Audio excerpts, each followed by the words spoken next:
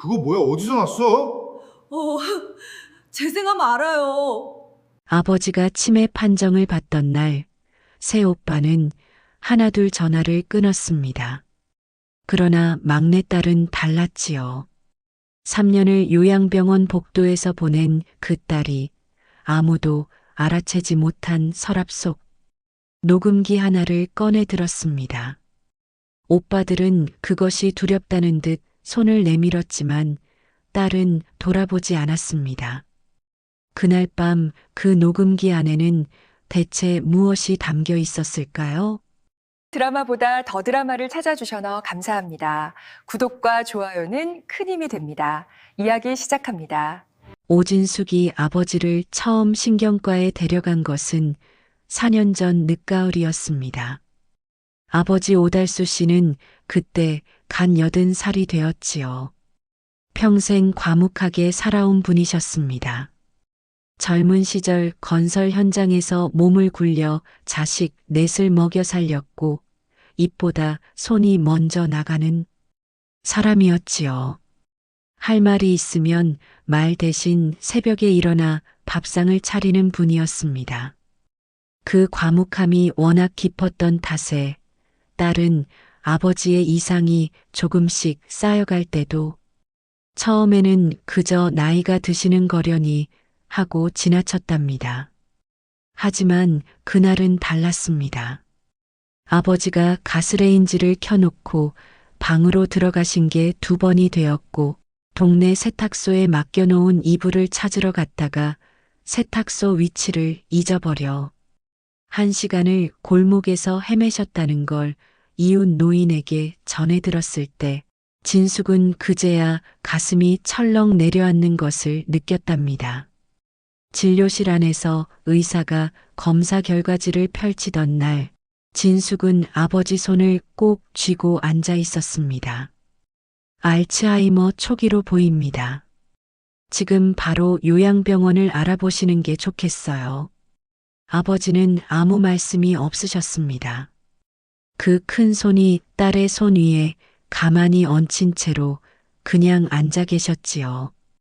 진숙은 울면 안 된다고 생각하며 눈을 꾹 감았습니다. 진료실 복도에 나와서 핸드폰을 꺼냈습니다. 첫 번째 전화를 걸었습니다. 첫째 오빠 창수에게 신호가 4번 울리고 연결이 되었습니다. 오빠 아버지 알츠하이머 초기래. 요양병원 알아봐야 할 것 같아. 오빠? 야, 나 지금 바빠. 나중에 얘기하자. 뚝. 진숙은 핸드폰을 내려다보았습니다. 통화 종료 화면이 0.2초 만에 사라지더니 시계가 다시 나타났습니다. 오후 3시 47분. 2번째 전화를 걸었습니다. 둘째 오빠 창민에게 아버지 치매래? 아이고. 그게 요양병원 비용이 얼마나 하더라. 비싸지 않냐? 일단 알아보고 연락할게. 응, 그래. 나도 지금 좀 그쪽 형편이 안 돼서. 알아서 해줘. 2번째도 통화가 끊겼습니다. 3번째, 셋째 오빠 창호. 진숙은 잠깐 주저했습니다. 창호는 그래도 조금 다를지도 모른다는 마음이 손가락을 느리게 만들었지요. 나 지금 운전 중이야. 그게 전부였습니다. 진숙은 핸드폰을 에코백 안에 집어넣었습니다. 아버지가 복도 의자에 앉아 기다리고 계셨습니다. 아버지의 손이 무릎 위에 가지런히 얹혀 있었습니다. 그 손등의 굵은 핏줄과 깊은 주름이 형광등빛 아래 선명하게 보였지요. 진숙은 아버지 옆에 앉아 말했습니다. 아버지, 우리 좋은 데 가요. 아버지 편한 대로. 아버지는 고개를 천천히 끄덕이셨습니다. 그날 저녁 진숙은 아버지 댁에서 밥을 지었습니다. 아버지가 혼자 사시는 빌라는 경기도 외곽의 오래된 5층 건물 3층이었습니다.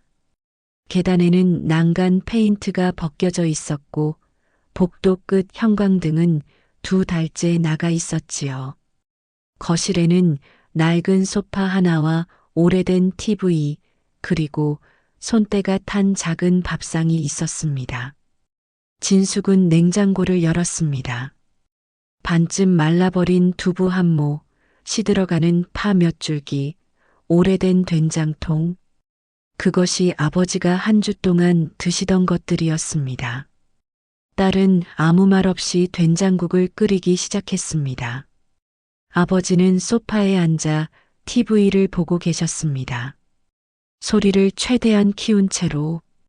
귀가 어두워지신 것도 꽤 되었지요. TV 소리가 좁은 거실을 가득 채웠지만 그 공간은 왠지 모르게 텅 비어 있는 것 같았습니다. 딸은 밥상을 차리면서 문득 생각했습니다. 아버지는 언제부터 이렇게 혼자 드셨을까? 아들 셋이 모두 수도권에 살고 있는데 언제 마지막으로 이 밥상에 같이 앉았을까? 기억을 더듬어 봤지만 떠오르지 않았습니다. 된장국 한 그릇, 흰 쌀밥, 김치 한 접시. 진숙은 아버지 앞에 상을 차렸습니다. 아버지가 숟가락을 드셨습니다. 1번, 2번. 그러다가 고개를 드시더니 딸을 바라보셨습니다. 진숙아. 응, 아버지. 너 밥은 먹었냐? 진숙은 그 말에 눈이 뜨거워졌습니다. 자기 걱정은 없고 딸 밥 먹었냐고 물어보시는 그 목소리. 치매 진단을 받은 날에도 아버지는 그랬습니다. 응, 먹었어요. 아버지나 드세요. 아버지는 고개를 끄덕이시고 다시 숟가락을 드셨습니다. 밖에는 바람이 불었습니다. 빌라복도 끝나가 있던 형광등 자리에서 가끔씩 딸깍 소리가 났지요. 요양병원을 알아보는 일도 진숙 혼자였습니다. 인터넷에서 후기를 읽고 직접 전화를 걸어 상담을 받고 차를 타고 3군데를 돌아다니며 직접 눈으로 확인했습니다. 냄새가 어떤지, 직원들 표정이 어떤지, 복도가 얼마나 밝은지, 침대 시트가 깨끗이 관리되고 있는지. 진숙은 꼼꼼한 사람이었습니다. 그 꼼꼼함이 사람들 눈에는 유난스럽게 보일 때도 있었지만 아버지를 맡기는 일인데 대충 할 수는 없었지요. 결국 경기도 외곽의 작은 요양병원으로 결정했습니다. 넓지는 않지만 직원 수가 충분했고 복도에서 오래된 냄새가 나지 않았으며 원장 선생님이 직접 나와서 보호자를 맞이했습니다. 보호자분이 자주 오실 수 있으세요? 네, 자주 올게요. 그것이 진숙이 내린 결정의 이유 중 하나였습니다. 자주 올 수 있는 거리. 입원 서류를 작성하는 날 오빠들에게 다시 연락했습니다. 서류에 가족 서명이 필요했기 때문이지요. 첫째 오빠 창수는 말했습니다. 내가 지금 거기까지 가면 반나절이야. 내가 다 해. 둘째 창민은 문자로 답했습니다. 위임장 써줄게. 그걸로 안 돼? 셋째 창호는 전화를 받지 않았습니다. 결국 진숙이 모든 서류에 서명했습니다. 가족대표 보호자 난에 자신의 이름을 써넣으면서 손이 잠깐 멈췄습니다. 서류 담당 직원이 작은 목소리로 말했습니다. 어머니, 고생이 많으시네요. 진숙은 고개를 저었습니다. 고생은요? 당연한 거지요. 그 말을 하면서 아랫입술을 살짝 깨물었습니다. 당연한 거라고 말했지만 가슴 한켠이 서늘한 것은 어쩔 수 없었지요. 아버지가 처음 병실에 들어오시던 날을 진숙은 잊지 못합니다. 간호사가 환자복으로 갈아입히는 동안 아버지는 아무 말씀이 없으셨습니다. 낯선 천장을 바라보시다가 진숙을 보시다가 다시 천장을 바라보셨지요. 병실은 6인실이었습니다. 침대마다 보호자들이 앉아 있거나 간병인들이 환자 옆을 지키고 있었습니다. 진숙은 아버지 침대 옆 낮은 의자에 앉았습니다. 아버지의 손목에 병원 팔찌가 채워졌습니다. 이름과 생년월일이 적힌 흰 플라스틱 띠. 진숙은 그 팔찌를 바라보았습니다. 오달수, 1941년생. 아버지가 84이 되도록 병원 팔찌를 차는 날이 올 줄은 딸도 아버지도 생각 못 하셨을 겁니다. 아버지, 여기 좋은 데예요. 밥도 제때 주고 운동도 시켜주고. 아버지는 고개를 끄덕이셨습니다. 진숙아, 응, 자주 와라. 진숙은 목이 뻐근해지는 것을 느꼈습니다. 응, 자주 올게요. 아버지. 그 약속을 진숙은 3년 동안 지켰습니다. 일주일에 3번, 어떤 때는 나흘 연속으로 왔습니다. 퇴근 후에 오는 날도 있었고, 쉬는 날 새벽부터 와서 아버지 옆에 하루 종일 있기도 했지요. 오빠들이 온 횟수를 다 합치면 딸 혼자 온 횟수의 절반도 되지 않았습니다. 3년이라는 시간은 하루하루가 쌓여서 만들어지는 것이지요. 진숙의 3년은 이런 장면들로 채워져 있었습니다. 퇴근하고 버스를 갈아타 2번, 요양병원에 도착하면 저녁 7시 반. 1층 복도에서 에코백에서 과일을 꺼내 씻어 아버지 드리는 일. 간호사에게 오늘 아버지 상태를 묻고 메모를 받아 적는 일. 아버지가 밥을 잘 드셨는지, 낙상은 없었는지, 변은 잘 보셨는지. 처음 몇 달은 아버지가 딸을 알아보셨습니다. 진수가 왔냐? 그 말이 들릴 때마다 진숙은 병원 복도에서부터 발걸음이 빨라졌습니다. 그러다가 조금씩 달라지기 시작했지요. 아버지가 딸 이름을 부르시는 날이 줄어들었습니다. 알아보시다가 잠깐 공백이 오는 표정. 진숙이냐? 응, 저예요, 아버지. 진숙이요. 그래도 손은 잡아주셨습니다. 딸이 손을 내밀면 아버지는 그 손을 꼭 쥐셨습니다. 이름을 잊어가면서도 이 손이 자기 사람이라는 것은 아셨던 것 같습니다. 그 손이 따뜻하게 쥐어지는 느낌을 진숙은 집에 가는 버스 안에서도 기억했습니다. 버스 창문에 밤 풍경이 흘러가는 동안 손바닥 안에 아버지의 온기를 품고 있었지요. 오빠들은 그 복도를 걸어본 적이 몇 번이나 될까? 진숙은 그런 생각을 하면 안 된다고 스스로 막았습니다. 억울한 마음이 올라오면 아버지 얼굴을 떠올렸습니다. 자주 와라. 그 말이면 충분했습니다. 복도 끝 자판기에서 캔커피를 하나 뽑아 들고 혼자 앉아 그것을 마시고 집으로 돌아가는 밤들. 그것이 진숙의 3년이었습니다. 진숙은 혼자 살았습니다. 결혼을 한 번 했다가 40대 초반에 이혼을 했고 아이는 없었습니다. 경기도 외곽의 작은 원룸 하나, 그것이 그녀의 집이었지요. 월세 45만 원, 관리비 별도, 마트 계산대 아르바이트와 편의점 야간 알바를 번갈아 가며 생활비를 마련했습니다.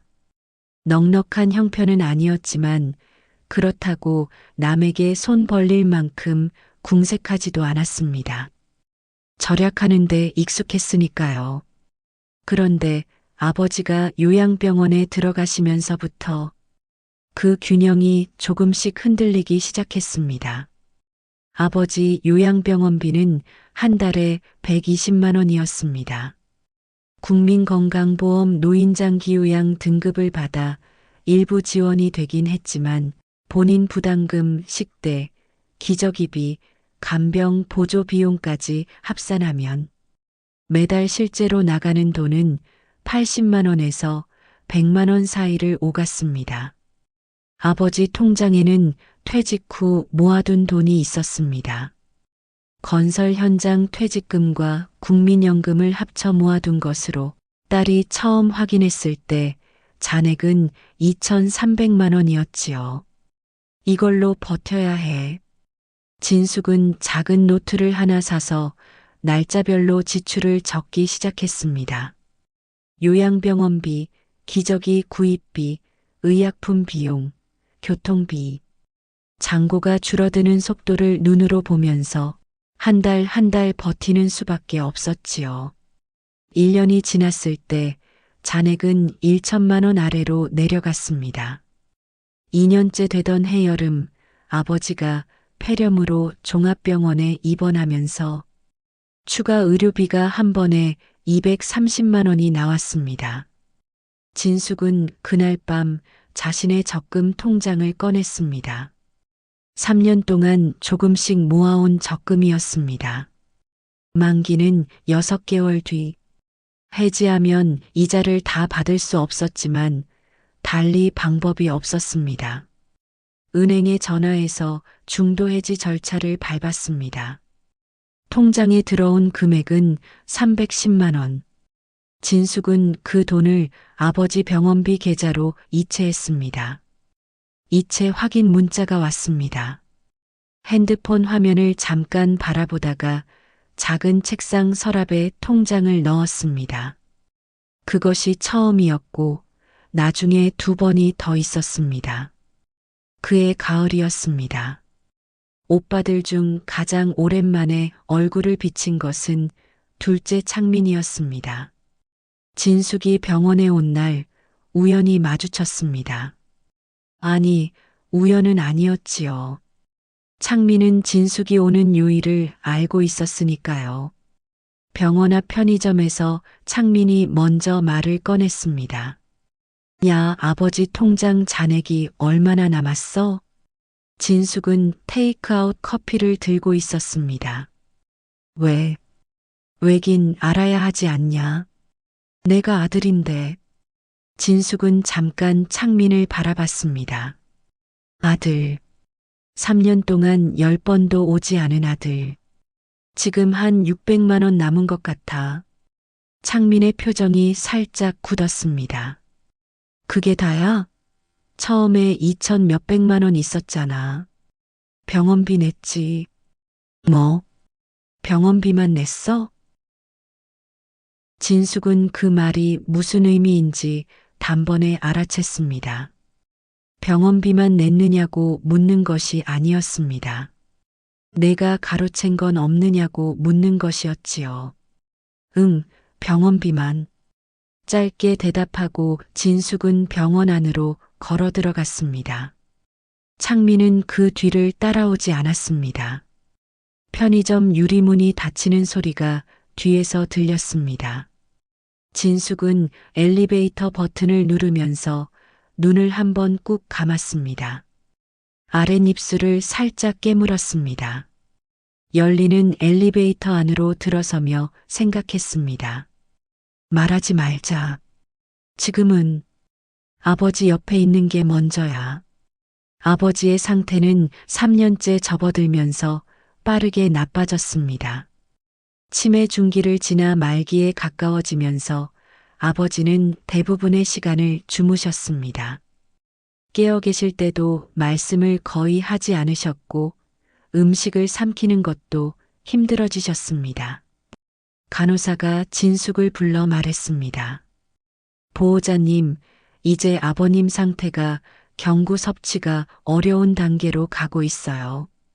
비위관 삽입을 하시거나 아니면 경관식으로 전환을 하셔야 할 것 같습니다.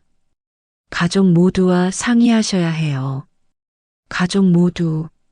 진숙은 그 말에 잠깐 멈췄습니다. 가족 모두라는 말이 얼마나 공허하게 들리는지 간호사는 몰랐겠지요. 그날 저녁 오빠 셋에게 단체 문자를 보냈습니다. 아버지 상태, 의료진 소견, 결정해야 할 사항들을 정리해서 보냈습니다. 첫째 창수에게서 다음날 오전에 전화가 왔습니다. 그게 비용이 얼마나 더 드는 거야? 아버지 상태를 물어보는 게 아니라 비용부터 물었습니다. 진숙은 조용히 설명했습니다. 비위관 삽입이 추가되면 월 20만 원 정도 더 나올 수 있다고. 그거 아버지 통장에서 내면 되는 거지? 이제 거의 바닥이야. 오빠들도 좀 보태줘야 할 것 같아. 야, 나도 지금 애 대학 등록금에, 집 대출 이자에, 그것까지 어떻게 해? 내가 알아서 해. 전화가 끊겼습니다. 진숙은 병원 복도 창문 앞에 서서 밖을 내다봤습니다. 주차장에 차들이 들어왔다 나갔다 하고 있었습니다. 하늘은 맑았고 바람이 없었습니다. 그 고요한 풍경이 이상하게 버거웠습니다. 그 무렵부터 오빠들이 병원에 오는 횟수가 오히려 늘었습니다. 이상한 일이었지요. 아버지 상태가 나빠지자 오빠들이 나타나기 시작한 것입니다. 첫째 창수는 2달에 한 번 오던 것에서 한 달에 한 번으로 바뀌었고, 둘째 창민은 오면 꼭 통장 얘기를 꺼냈습니다. 셋째 창호는 말없이 와서 아버지를 잠깐 보고 가는 것이 전부였지만 그 눈빛이 예전과 달라져 있었습니다. 진숙은 알았습니다. 아버지의 시간이 얼마 남지 않았다는 것을, 그리고 오빠들이 그걸 피부로 느끼기 시작했다는 것을. 재산이 신경 쓰이는 것이지요. 이 씁쓸한 현실을 진숙은 조용히 삼켰습니다. 어느 저녁 창수가 병실에 와서 아버지 침대 옆에 앉았습니다. 아버지는 주무시고 계셨습니다. 창수는 아버지 얼굴을 잠깐 보다가 진숙에게 낮은 목소리로 말했습니다. 아버지 유언장 같은 거 있어? 진숙은 아버지 발치 쪽 이불을 정리하던 손을 멈췄습니다. 몰라. 아버지가 예전에 뭔가 써놨다거나 그런 말은 없었어? 그런 말 들은 적 없어. 집은 전세잖아. 그럼 남은 게 통장밖에 없겠네. 오빠, 왜? 지금 아버지 앞이야.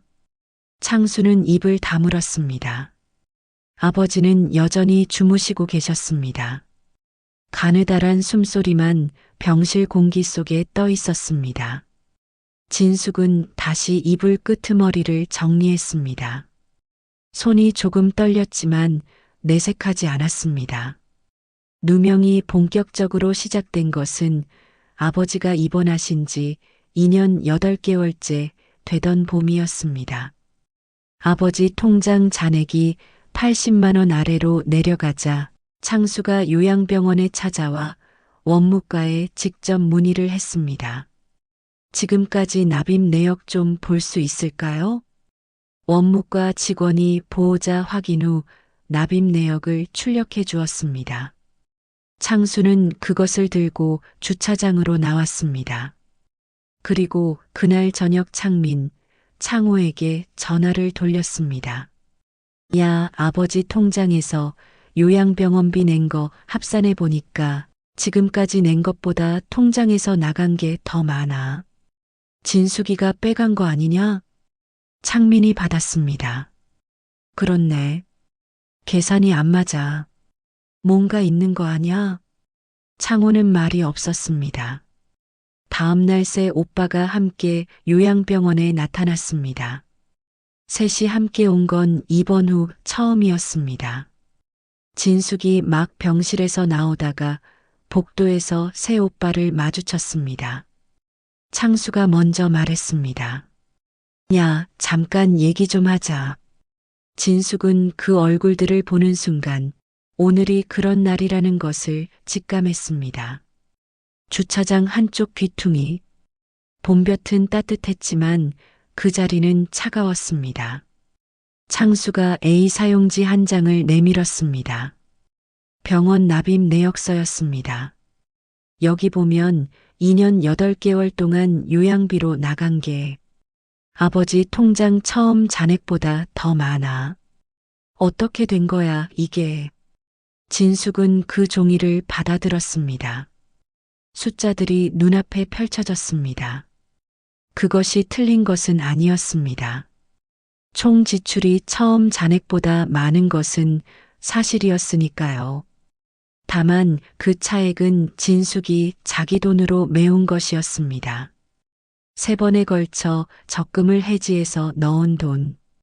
그러나 그 통장은 진숙의 것이었고 진숙의 이름으로 이체한 것이었습니다. 증빙 서류를 따로 챙겨두지 않았습니다. 그런 걸 챙겨야 한다는 생각 자체를 하지 못했으니까요. 설명해봐. 아버지 돈 어디 갔어? 창수의 목소리가 높아졌습니다. 진숙은 종이를 내려다봤습니다. 아랫입술을 깨물었습니다. 내 돈 보탰어. 3번. 창수가 코를 킁킁거렸습니다. 그게 무슨 소리야? 언제? 2년 전 폐렴 입원 때, 작년 봄에, 올해 초에. 증거 있어? 증거. 이체 내역은 있었습니다. 진숙명의 계좌에서 병원 계좌로 이체한 기록. 하지만 원룸 책상 서랍 안에 있는 통장 안에 있었습니다. 그날 가지고 온 것이 없었지요. 당장 없으면 없는 거야. 아버지 돈 빼돌린 거 아니야? 창민이 끼어들었습니다. 야, 오빠들한테도 한마디 말이 없었잖아. 이게 말이 돼? 진숙은 두 오빠를 번갈아 봤습니다. 그리고 창호를 봤습니다. 창호는 시선을 바닥으로 내리고 있었습니다. 아무 말도 하지 않았습니다. 진숙은 종이를 창수에게 돌려줬습니다. 통장 가지고 올게. 그것이 그날 진숙이 한 말의 전부였습니다. 진숙이 혼자 엘리베이터를 기다리는 동안 창호가 뒤에서 따라왔습니다. 아무도 없을 때를 골라온 것 같았습니다. 창호는 낮고 조용한 목소리로 말했습니다. 진숙아. 진숙은 돌아보지 않았습니다. 진짜야? 내 돈 넣은 거. 응. 왜 말 안 했어? 말해봤자 뭐가 달라졌겠어. 창호는 아무 말도 하지 못했습니다. 엘리베이터가 도착했습니다. 진숙이 타면서 말했습니다. 통장 가지고 올게. 그거 보면 알아. 문이 닫혔습니다. 창호는 닫히는 문을 바라보다가 혼자 복도에 남았습니다. 그의 턱이 아주 조금 내려갔습니다. 눈이 바닥을 향했습니다. 그날 밤 진숙은 서랍에서 통장 3개를 꺼냈습니다. 적금 해지된 통장 2개와 일반 입출금 통장 하나. 이체 내역들이 찍혀 있었습니다. 2년 전 3월 14일 아버지 병원 계좌로 310만 원 이체. 작년 5월 22일 아버지 병원 계좌로 270만 원 이체. 올해 1월 7일 아버지 병원 계좌로 190만 원 이체. 숫자들이 또렷이 찍혀 있었습니다. 진숙 이름으로 진숙 계좌에서 아버지 병원 계좌로 들어간 돈들. 이 통장을 내일 가지고 가면 될 일이었습니다. 그런데 진숙은 그 통장을 손에 쥔 채로 한참을 앉아 있었습니다. 마음 한쪽에 걸리는 것이 있었습니다. 이 통장을 내밀면 오빠들은 고개를 숙이겠지요. 미안하다는 말도 할 겁니다. 그러나 그뿐일 것입니다. 진숙은 생각했습니다. 오빠들이 그동안 요양병원에 몇 번이나 왔는지, 아버지 밥 한 번 떠먹여드린 적이 있는지, 아버지 이름을 잊어가실 때 옆에 있어드린 적이 있는지, 그것은 통장으로 증명할 수 없는 것들이었습니다. 진숙은 통장을 다시 서랍에 넣었습니다. 아직은 아니었습니다. 아버지가 살아계시는 동안은 이런 일로 집안에 파국을 낼 수 없었습니다. 아버지가 세상을 떠나신 뒤에 밝혀도 늦지 않을 것이라는 생각. 아니, 솔직히 말하면 진숙은 이것이 언젠가 밝혀지기를 바라면서도 그날이 오는 것이 두렵기도 했습니다. 오빠들이 고개를 숙이는 장면보다 아버지를 잘 보내드리는 것이 먼저였으니까요. 스탠드를 끄고 누웠습니다. 천장의 어둠을 바라보다가 눈을 감았습니다. 자다가 깼을 때 새벽 3시였습니다. 창문 밖에 비가 내리고 있었습니다. 그로부터 일주일 뒤였습니다. 아버지가 새벽에 혈압이 떨어지면서 병원에서 연락이 왔습니다. 진숙은 택시를 잡아 타고 새벽 2시에 병원에 달려갔습니다. 오빠들에게는 연락했지만 창수는 지금 가면 내가 어떻게 해? 아침에 갈게라고 했고 창민은 문자를 읽고도 답이 없었습니다. 창호만 1시간 뒤에 병원에 도착했습니다. 병실에 들어서니 아버지는 산소 마스크를 쓴 채 누워 계셨습니다. 혈압은 회복되고 있었지만 얼굴빛이 어두웠습니다. 진숙은 아버지 손을 잡았습니다. 아버지가 눈을 뜨셨습니다. 흐린 눈빛이 딸을 향했습니다. 잠깐 초점이 잡히는가 싶더니 손을 꼭 쥐셨습니다. 그것이 말 대신이었습니다. 창호가 병실 문 앞에 서서 안을 들여다보다가 조용히 들어왔습니다. 진숙이 아버지 손을 잡고 앉아 있는 것을 봤습니다. 아무 말도 하지 않았습니다. 그냥 그 자리에 서 있었습니다. 진숙도 아무 말을 하지 않았습니다. 아버지의 숨소리, 산소 마스크의 미세한 소음, 형광등이 윙윙거리는 소리. 그것이 새벽 병실을 채우고 있었습니다. 창호는 나중에 병실 구석 의자에 앉았습니다. 새벽 내내 거기 앉아 있었습니다. 진숙은 그 사실을 새벽이 지나고 나서야 알았습니다. 창호가 자리를 뜨지 않은 것을, 아버지가 세상을 떠나신 것은 그 혈압 저하 사건으로부터 열이틀 뒤 저녁이었습니다. 그날 낮에도 진숙은 병원에 있었습니다. 아버지는 거의 주무시는 상태였고 숨소리가 가느다란 실처럼 이어지고 있었습니다. 간호사가 조용히 와서 말했습니다. 보호자님, 오늘 가족분들 오시게 하는 게 좋을 것 같아요. 진숙은 새 오빠에게 문자를 보냈습니다. 오늘 오라고. 빨리. 창수가 오후 5시에 왔습니다. 창민이 6시에 왔습니다. 창호는 7시가 되어서야 도착했습니다. 네 남매가 처음으로 한 병실에 모였습니다. 아버지는 눈을 뜨지 않으셨습니다. 숨소리만 가늘게 이어지고 있었지요. 창수가 아버지 손을 잡았습니다. 창민은 울었습니다. 소리 없이. 창호는 침대 발치에 서서 고개를 숙이고 있었습니다.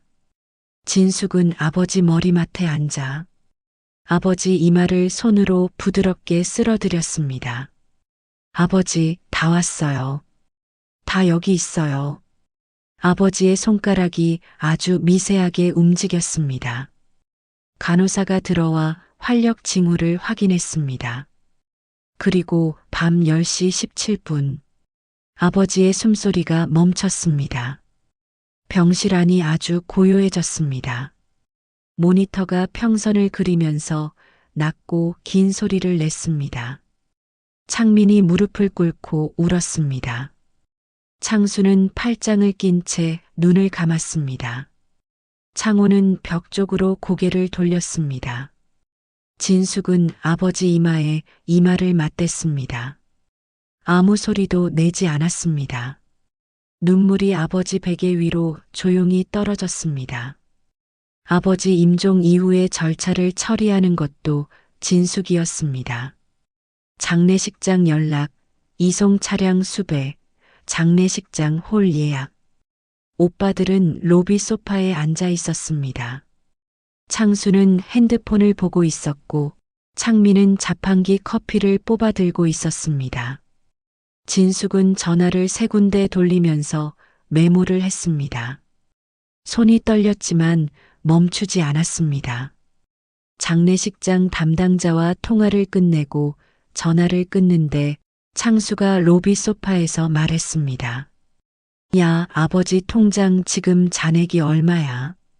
장례 비용은 거기서 쓰는 거지? 진숙은 핸드폰을 내려다보다가 대답했습니다. 50만 원 조금 넘어. 그거밖에 없어? 장례가 얼마인데? 내가 낼게. 창수가 잠깐 입을 다물었습니다. 그러다가 말했습니다. 아, 그러면 나중에 정산하면 되겠네. 나중에 정산. 진숙은 그 말을 귀에 담으며 다음 전화를 눌렀습니다. 아무 표정 변화가 없었습니다. 그러나 손이 아주 조금 더 떨렸습니다. 아버지 장례 준비가 시작되면서 진숙은 아버지 빌라에 들러 필요한 물건을 챙겨야 했습니다. 수의용 옷까지, 아버지 사진, 가족관계 증명서류, 열쇠를 꺼내 문을 열었습니다. 빈집 특유의 냄새가 났습니다. 닫혀있던 공간에 가득 찬 정적. 진숙은 익숙하게 거실을 걸어 들어갔습니다. TV, 낡은 소파, 손때 탄 밥상. 전부 그대로였습니다. 냉장고를 열어보니 여전히 된장통과 시든 파가 있었습니다. 아버지가 요양병원에 들어가신 뒤로 아무도 이 냉장고를 정리하지 않은 것이지요. 진숙은 냉장고를 닫고 안방으로 들어갔습니다. 옷장을 열어 아버지 평상복을 꺼내는데 아버지 오래된 서랍장이 눈에 들어왔습니다. 아버지가 쓰시던 나무 서랍장이었습니다. 위쪽에 손잡이 페인트가 벗겨져 있었고 서랍이 잘 열리지 않아서 힘을 주어 당겨야 했습니다. 두 번째 서랍을 당겼을 때 안에서 오래된 수첩 하나와 영수증 묶음 사이에서 작은 카세트 녹음기 하나가 나왔습니다. 회색 플라스틱 케이스, 오래된 기종, 건전지가 들어있는지 옆면이 약간 불룩했습니다. 진숙은 그것을 들었습니다. 테이프가 들어있었습니다. 재생 버튼 위에 작은 스티커가 붙어 있었습니다. 아버지 필체로 딱 한 줄이 쓰여 있었습니다. 진숙이한테. 진숙은 숨을 멈췄습니다. 손이 떨렸습니다.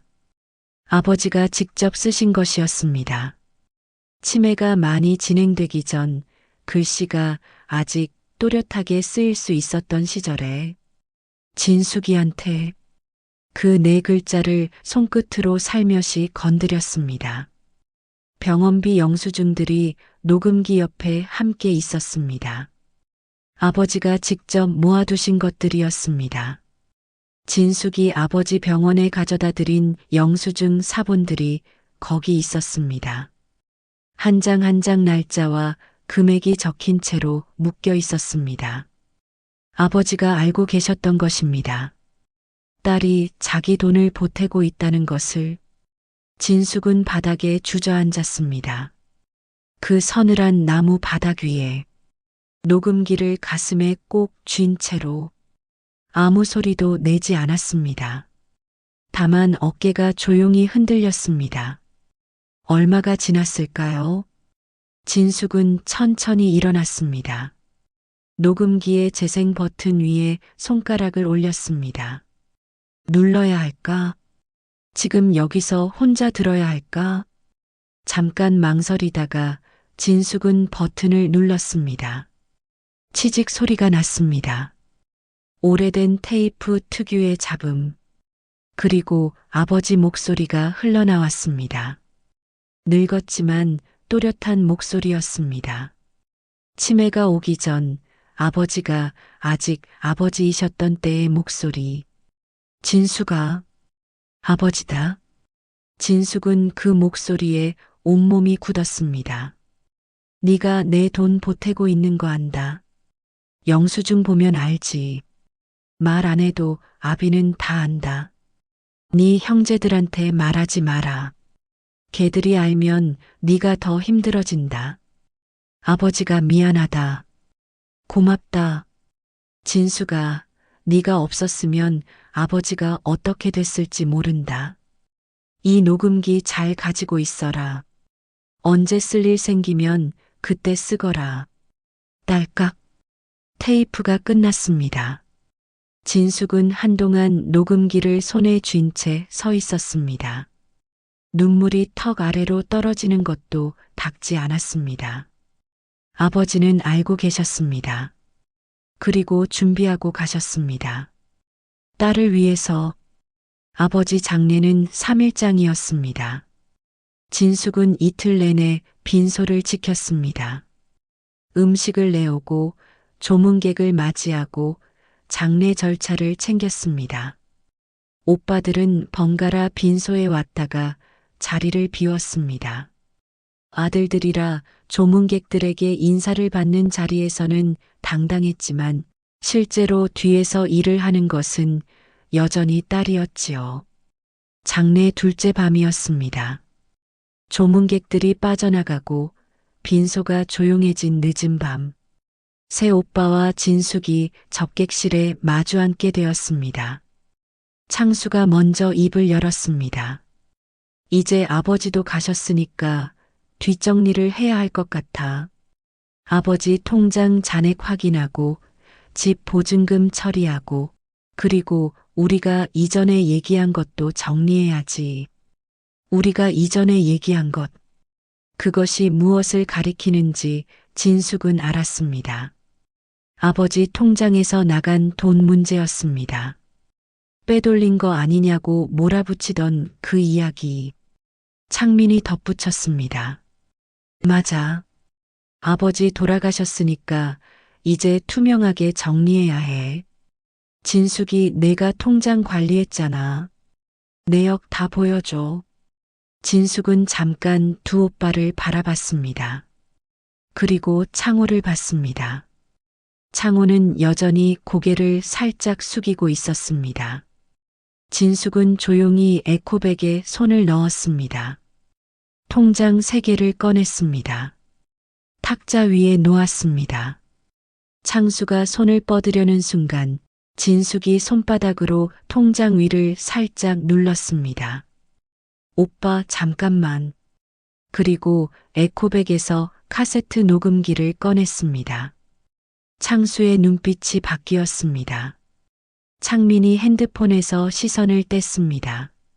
창호가 고개를 들었습니다.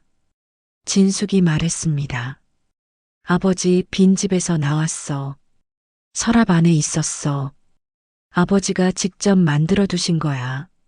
새오빠 사이에 침묵이 흘렀습니다. 국화꽃 냄새가 빈소 쪽에서 흘러 들어왔습니다. 형광등이 천장에서 조용히 윙윙거렸습니다. 진숙은 녹음기의 재생 버튼을 눌렀습니다.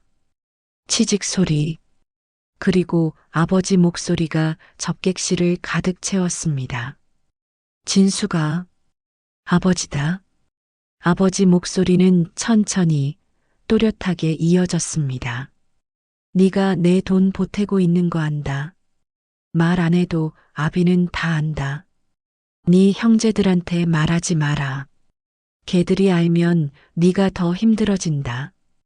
아버지가 미안하다. 고맙다. 진수가 네가 없었으면 아버지가 어떻게 됐을지 모른다. 접객실이 완전히 정지했습니다. 창수가 가장 먼저 반응했습니다.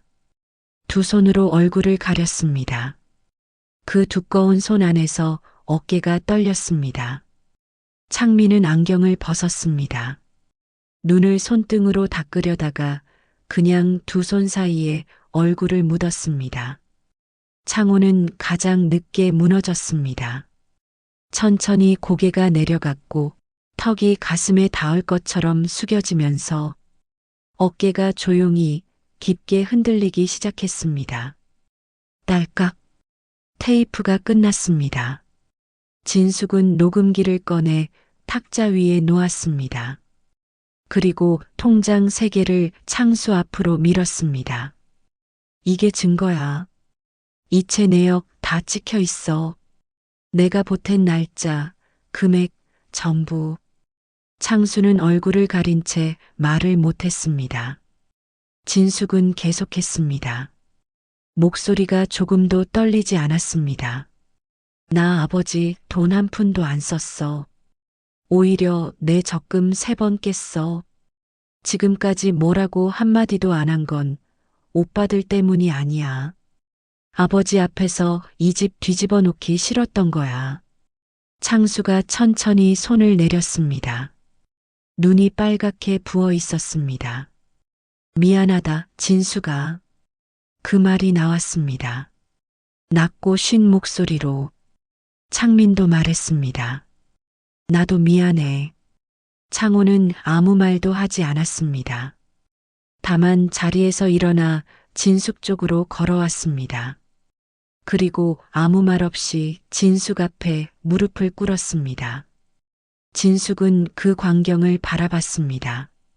3년의 시간이 눈앞에 있었습니다.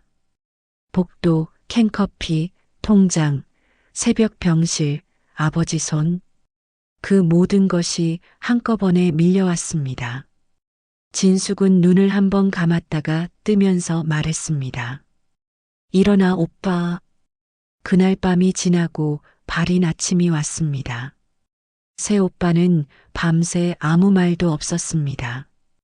각자 자기 자리에서 아버지 빈소를 바라보거나 눈을 감고 앉아 있거나 복도를 혼자 걸었습니다. 진숙은 아버지 관 앞에 앉아 밤을 보냈습니다. 새벽 서너 시에 잠깐 눈을 붙였다가 깼습니다. 옆을 보니 창호가 조용히 진숙 옆에 와 앉아 있었습니다. 진숙이 보는데도 창호는 아무 말을 하지 않았습니다. 다만 진숙 옆에 그냥 있었습니다. 오빠가 옆에 있는 것, 그것이 3년 만에 처음이었습니다. 요양병원 복도도 새벽 병실도 아닌 진짜 옆에. 진숙은 아무 말도 하지 않았습니다. 다시 관을 바라봤습니다. 아버지 관 위에 국화꽃이 가득했습니다. 흰 국화, 노란 국화. 발인 절차가 시작되면서 오빠들이 관을 들었습니다. 진숙은 그 뒤를 따라 걸었습니다. 장례식장 복도를 지나 영구차까지 이어지는 그 짧은 거리.